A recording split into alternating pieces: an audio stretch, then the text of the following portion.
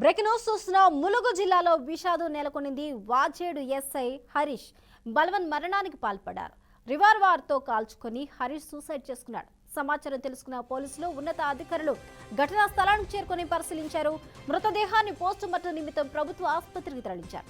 SI Harish ఆత్మహత్యకు గల కారణాలపై ఆరా తీస్తున్నారు. కుటుంబ కలహాలా లేక పని ఒత్తిడితో ఆత్మహత్య చేసుకున్నారా అనే కోణంలో పోలీసులు దర్యాప్తు చేపట్టారు.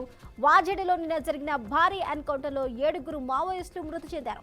ఎన్కౌంటర్ జరిగిన గంట వ్యవధిలోనే ఎస్ఐ ఆత్మహత్యకు పాల్పడటం పలు అనుమానాలకు తావిస్తోంది.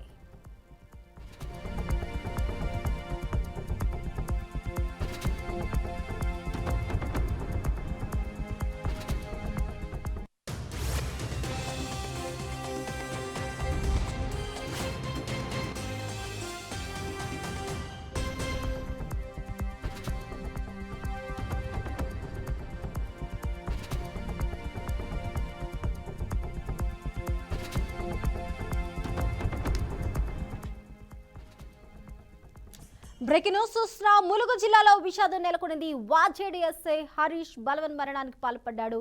రివాల్వర్తో కాల్చుకొని హరీష్ సూసైడ్ చేసుకున్నాడు. సమాచారం తెలుసుకున్న పోలీసులు ఉన్నత అధికారులు ఘటనా స్థలానికి చేరుకొని పరిశీలించారు. మృతదేహాన్ని పోస్టుమార్టం నిమిత్తం ప్రభుత్వ ఆసుపత్రికి తరలించారు. ఎస్ఐ హరీష్ ఆత్మహత్యకు గల కారణాలపై ఆరా తీస్తున్నారు. కుటుంబ కలహాలా లేక పని ఒత్తిడితో ఆత్మహత్య చేసుకున్నారా అనే కోణంలో పోలీసులు దర్యాప్తు చేపట్టారు. వాజేడులో నిన్న జరిగిన భారీ ఎన్కౌంటర్లో 7 మావోయిస్టులు మృతి చెందారు. ఎన్కౌంటర్ జరిగిన గంట వ్యవధిలోనే ఎస్ఐ ఆత్మహత్యకు పాల్పడటం పలు అనుమానాలకు స్థావిస్తుంది. ఇదే అంశానికి సంబంధించి పూర్తి అప్డేట్స్ మా ప్రతినిధి భాస్కర్ అందిస్తారు. భాస్కర్, వాజేడు మండల ఎస్ఐ రుద్రాపు రమేష్ ఆత్మహత్య చేసుకున్న సంఘటన తెలంగాణ రాష్ట్ర వ్యాప్తంగా సంచలనం రేపుతున్న పరిస్థితి. ఎందుకంటే తెలంగాణలో గతంలో ఎన్నడూ లేనటువంటి ఒక మంత్రి నియోజకవర్గంలో సీతక్క కాన్ఫరెన్స్ లో పెద్ద మొత్తంలో భారీ ఎన్కౌంటర్ జరగడం దీనికి ఒక సంచలనాత్మక మారిన పరిస్థితి. ఆ నేపథ్యంలోనే ఇది కూడా ములుగు ఏటూరు నగరం సరిహద్దు వాజేడు మండలం ఉన్నటువంటి ఏరియా అది. ములుగు జిల్లా కంప్లీట్ గా ఏజెన్సీ ప్రాంతం అది. అయిన మరికొద్ది గంటల్లోనే ఈ ఎస్ఐ సూసైడ్ చేసుకోవడం ఇది అంత సంచలనం రేపుతున్న పరిస్థితి. ఆ నేపథ్యంలోనే తను బస్నూరు గోదావరి బ్రిడ్జి సమీపంలోనే పేరుడో రెస్టారెంట్ లో తుపాకి తన ఎస్లో సర్వీస్ రివాల్వర్తో కాల్చుకొని చనిపోయినట్టు ఇప్పటికే పోలీసులు అయితే నిర్ధారించి దానిపై విచారణ చేసిన పరిస్థితి.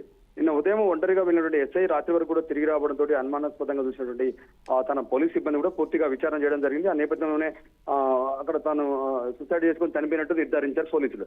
దీనిపై కేసు నమోదు చేశారు.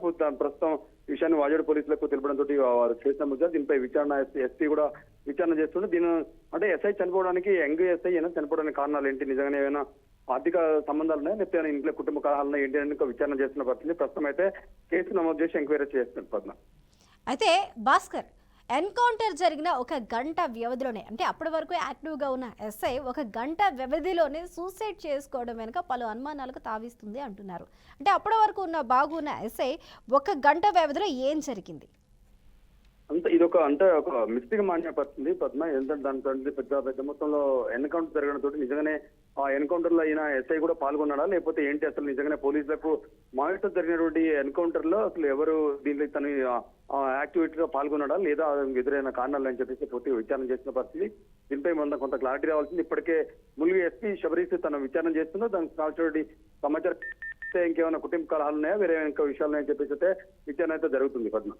అయితే మావోయిస్టుల ఎన్కౌంటర్ జరిగిన గంట వ్యవధిలోనే సూసైడ్ చేసుకోవడం చర్చనీయాంశమైనప్పటికీ మావోయిస్టుల వైపు నుంచి మరి తనకు కానీ తన కుటుంబం కానీ ఏదైనా బెదిరింపు రావడం జరిగిందా? ఆ బెదిరింపుల కారణంగానే ఈ దారుణానికి ఆయన పాల్పడ్డారా లేకపోతే ఇతర కారణాలు ఏమైనా ఉన్నాయా? వివరాలు ఏమైనా అప్డేట్స్ ఉన్నాయా భాస్కర్?